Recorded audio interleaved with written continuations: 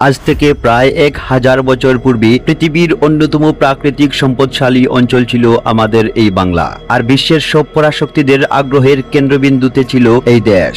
কিন্তু চারদিকে পাহাড় পর্বত, বন জঙ্গল আর নদীনালায় পরিবেশিত এই বাংলাকে করায়ত্ত করা এতটা সহজ ছিল না। তবুও মাত্র 18 জন সৈন্য নিয়ে বাংলা বিজয় করেছিলেন একজন তুর্কি সেনাপতি। নাম তার ইখতিয়ারউদ্দিন মোহাম্মদ বিন বখতিয়ার খিলজি। বর্তমান ভারতের পশ্চিমবঙ্গ, বিহার আর সমগ্র বাংলাদেশ নিয়ে গঠিত সুবিশাল রাজ্য বাংলার প্রথম মুসলিম শাসক এই বখতিয়ার খিলজিকে নিয়ে যুগ যুগ ধরে চলে এসেছে নানান চর্চা। কেউ কেউ মনে করেন ইখতিয়ারউদ্দিন মোহাম্মদ বিন বখতিয়ার খিলজি ছিলেন ইসলামের একজন নিবেদিত খাদেম, যার কাজ ছিল আল্লাহর জমিনে দ্বীন প্রতিষ্ঠা করা। আবার কারো কারো চোখে বখতিয়ার খিলজি একজন খুনি লুটেরা ছাড়া আর কিছুই নয়। আসলে কেমন ছিলেন এই দুর্ধর্ষ যোদ্ধা? কি ছিল তার উদ্দেশ্য?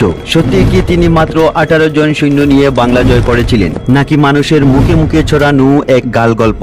এইসব কিছুই বিস্তারিত জানতে হলে দেখতে হবে আজকের এই সম্পূর্ণ ভিডিওটি। বাংলাদেশ থেকে 3168 কিলোমিটার দূরে অবস্থিত আফগানিস্তানের হেলমাদ নামক একটি প্রদেশ আছে, যা এককালে গরমশির নামে পরিচিত ছিল। 1150 সালে এই গরমশিরে কোনো এক অভাবগ্রস্ত পরিবারে জন্মগ্রহণ করেন ইতিহাস খ্যাত এই বীর। জন্ম আফগানিস্তানে হলেও জাতিতে বখতিয়ার খিলজি ছিলেন তুর্কি। তার পূর্বপুরুষেরা ভাগ্যের অনশনে আফগানিস্তান এসে বসবাস শুরু করেন। খুবই ছোট্টবেলায় বখতিয়ারের বাবা মারা যান, যার ফলে বখতিয়ারের ছোট্টবেলা কেটেছিল ভীষণ কষ্ট আর অভাব অনটনের মধ্যে। দেখতে কালো আর লম্বা লম্বা হাতের জন্য বখতিয়ারকে নিয়ে সবাই উপহাস করত। অভাবের তাড়নায় বখতিয়ার বাধ্য হয়ে সিদ্ধান্ত নেয় শহর ত্যাগ করে পার্শ্ববর্তী কোনো শহরে যাবে কাজের সন্ধানে। সিদ্ধান্ত অনুযায়ী পশ্চিম আফগানিস্তানের শহর গজনি ও হিরাত মাঝামাঝি স্থানে অবস্থিত বিখ্যাত ঘুর রাজ্যে চলে আসেন বখতিয়ার। তখন ঘুর রাজ্যের রাজা ছিলেন সুলতান মইজুদ্দিন মোহাম্মদ গুরি, যিনি সে সময় প্রস্তুতি নিয়েছিলেন হিন্দুস্তান জয় করার। বখতিয়ার চাইছিলেন মোহাম্মদ গুরির সৈন্যবাহিনীতে যোগ দিয়ে হিন্দুস্তান তথা ভারতবর্ষ অভিযানে অংশ নিতে। কিন্তু মোহাম্মদ গুরির সৈন্যবাহিনীতে যোগ দেওয়ার শর্ত ছিল থাকতে হবে নিজস্ব ঘোড়া এবং ডাল তলোয়ার। পায়ে হেঁটে গরমশির থেকে গজনিতে আসেন তিনি। হতদরিদ্র বখতিয়ারের কাছে ছিল না এক পয়সাও, তাই মোহাম্মদ গুরির সেনাবাহিনীতে যোগ দেওয়া হলো না। আর বিশাল অর্থ সম্পদ ছাড়া গড়ে ফিরবে না এমন প্রতিজ্ঞা নিয়ে গড় ছাড়া বখতিয়ার জীবিকার জন্য তখন গজনি ও হিরাতের বাজারে খুলির কাজ শুরু করেন।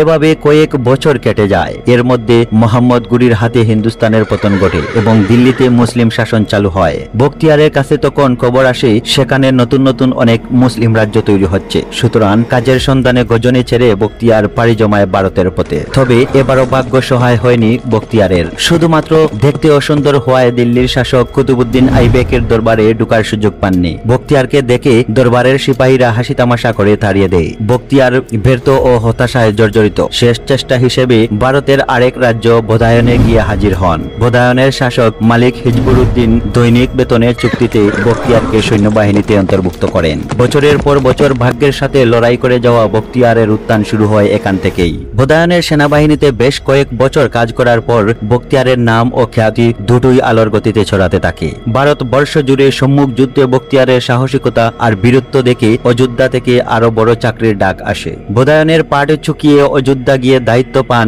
দুর্গাপুর নামের এক অঞ্চলের নিরাপত্তা রক্ষার। বেশ অল্প দিনেই নিজের যোগ্যতায় বখতিয়ার অযোধ্যার শাসনকর্তা হুসানুদ্দিনের আস্থাভাজন হয়ে ওঠেন। হুসানুদ্দিন বখতিয়ারকে বিউলি ও ভাগত নামের দুটি অঞ্চলের জমিদার বানিয়ে দেন। বখতিয়ার তখন অনুধাবন করেন যে ভারতবর্ষ যতটা বড় সে তুলনায় খুব অল্প কিছু অঞ্চলেই ইসলামের পদার্পণ ঘটেছে। সুতরাং বখতিয়ার খিলজি সিদ্ধান্ত নেন ভারতবর্ষের আনাচে কানাচে ইসলামের বার্তা পৌঁছে দিয়ে সমগ্র ভারতকে ইসলামের শাসনের ছায়াতলে নিয়ে আসবেন। তাই সেই চিন্তা অনুযায়ী বখতিয়ার তার আশেপাশের অঞ্চলে আক্রমণ করতে শুরু করে। আর বখতিয়ারের এই কর্মকাণ্ডের দিকে আঙ্গুল তুলে বখতিয়ারকে দস্যু লুটেরা হিসেবে আখ্যায়িত করে একদল মানবতাবাদী, যাদের অভিযোগ শান্তিপূর্ণ রাজ্যগুলিতে আক্রমণ চালিয়ে বখতিয়ার সেসব রাজ্যে শান্তি বিনষ্ট করছেন, হত্যা এবং লুট করছেন। অথচ সকল ঐতিহাসিকগণ স্বীকার করেন যে সে সময় ভারতে বেশিরভাগ রাজ্যই ছিল অশান্ত আর অবিচারের।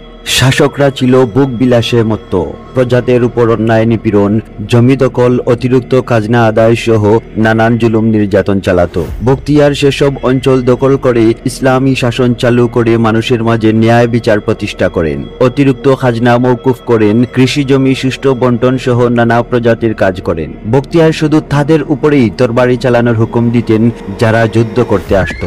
নিরপরাধ কাউকে এবং কোনো নারী ও শিশুকে স্বেচ্ছায় কখনো হত্যা করেননি বখতিয়ার। একজন সত্যিকারের ইমানদার মুসলমান মুসলমান হিসেবে বখতিয়ার চেয়েছিলেন ভারতের সমস্ত কোনায় ইসলামের শাসন প্রতিষ্ঠা করতে। সুতরাং যারা বখতিয়ার সহ অন্যান্য মুসলিম শাসক ও মুসলিম দেশের পান থেকে চুন কষলেই মানবতার আঙ্গুল তুলা শুরু করে, তারাই যখন মায়ানমারের রোহিঙ্গা নির্যাতন, চীনে ইউগর মুসলিম নির্যাতন, ফিলিস্তিনের উপর ইসরায়েলের আগ্রাসনের সময় মুখে কুলুপ এঁটে বসে থাকে, তখন তাদের মানবতার পিছনের আসল উদ্দেশ্য খুব সহজেই উপলব্ধি করা যায়। ভারতে একের পর এক রাজ্য জয় করার মাধ্যমে ইখতিয়ারউদ্দিন মোহাম্মদ বিন বখতিয়ার খিলজি ভারতের সবচেয়ে দুর্ধর্ষ ও সাহসী যোদ্ধা হিসেবে পরিচিত পেতে থাকেন। অনেক দূর দূরান্তের রাজ্যের শাসকগণ বখতিয়ারের আনুগত্য মেনে নিতে থাকেন। এমন সময় বখতিয়ার জানতে পারে ভারত মহাদেশে এমন এক অঞ্চল আছে তাতে সারা বছর ফসল ফলে, আর ফল ফলাদি চিনির চেয়েও সুমিষ্ট, আর মাটি ভীষণ উর্বর। সে অঞ্চলের নাম গৌরবঙ্গ, যার রাজা ছিলেন লক্ষণ সেন।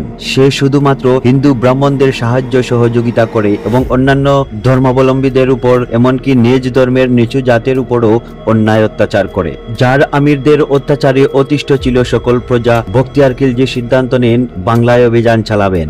বখতিয়ার তখন অবস্থান করছিলেন বিহারে। বিহার থেকে বাংলায় যেতে হলে অর্ধেক পথ পাড়ি দিতে হবে নৌকা করে। এর আগে কখনো নদীতে যাতায়াত করেননি বখতিয়ার। তবে বখতিয়ারের একজন আমির ছিলেন যার নাম জহুরি। সে আশ্বস্ত করেন নদীপথে নির্বিঘ্নে যাতায়াতের ব্যবস্থা করে দিবেন। জহুরির বিশেষ ব্যবস্থায় ৩,৫০০ সৈন্য নিয়ে বখতিয়ার রওনা দেন বাংলার উদ্দেশ্যে। নদীপথে বাংলায় পৌঁছাতে প্রায় ৩.৫ মাস লেগে যায় বখতিয়ার বাহিনীর। তাই স্থলপথে নেমেই বখতিয়ারের আর তরসই ছিল না। পথ প্রদর্শককে সামনের ভাগে রেখেই ক্ষিপ্ত গতিতে ঘোড়া নিয়ে চলতে থাকে বখতিয়ার। বখতিয়ারের কাছে খবর ছিল বাংলার রাজধানী বিক্রমপুর হলেও রাজধানী থেকে বেশ খানিকটা দূরে নদিয়া নামের অঞ্চলে বাংলার রাজা লক্ষণ সেন বিলাসী সময় কাটাচ্ছেন বাইজিদের নিয়ে। বখতিয়ার তাই প্রথমেই নদিয়া আক্রমণ করার জন্য মনস্থির করেন। নদিয়া প্রবেশ মুখে পৌঁছে বখতিয়ার লক্ষ্য করেন যে এত ক্ষিপ্ত গতিতে ঘোড়া চালিয়ে এসেছেন যে সব মিলিয়ে 18 জন সৈন্য তার গতির সাথে তাল মেলাতে পেরেছে। বাকিরা সবাই পিছনে পড়ে গেছে। বখতিয়ার অপেক্ষা করতে চাইলেন না।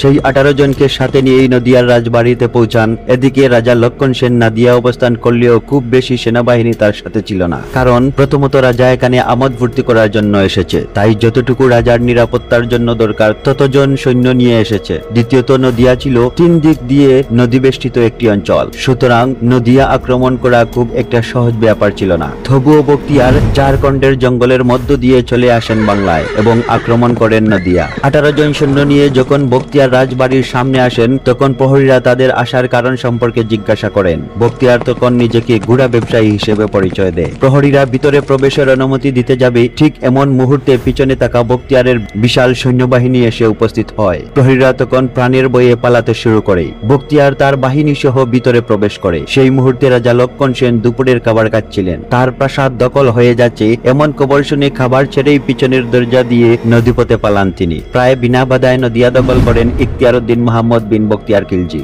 নদিয়া দখলের পর গৌরবঙ্গের আরেক গুরুত্বপূর্ণ শহর লক্ষ্মণবতী দখল করে তার নাম দেন লুকনতি এবং ভৌগোলিক কাঠামোর সুরক্ষিত এই শহরকে বাংলার রাজধানী হিসেবে ঘোষণা করেন।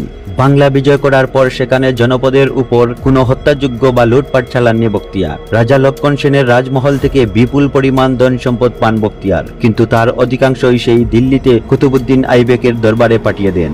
বাংলায় প্রশাসনিক অবকাঠামো তৈরি করেন এবং সুশাসন নিশ্চিত করেন। তার সুশাসনে অনুপ্রাণিত হয়ে প্রায় 10,10,000 মানুষ ইসলাম ধর্ম গ্রহণ করেন। প্রিয় দর্শক, আমাদের আজকের এই ভিডিও আপনাদের কাছে কেমন লাগলো কমেন্টের মাধ্যমে জানাতে ভুলবেন না। ধন্যবাদ।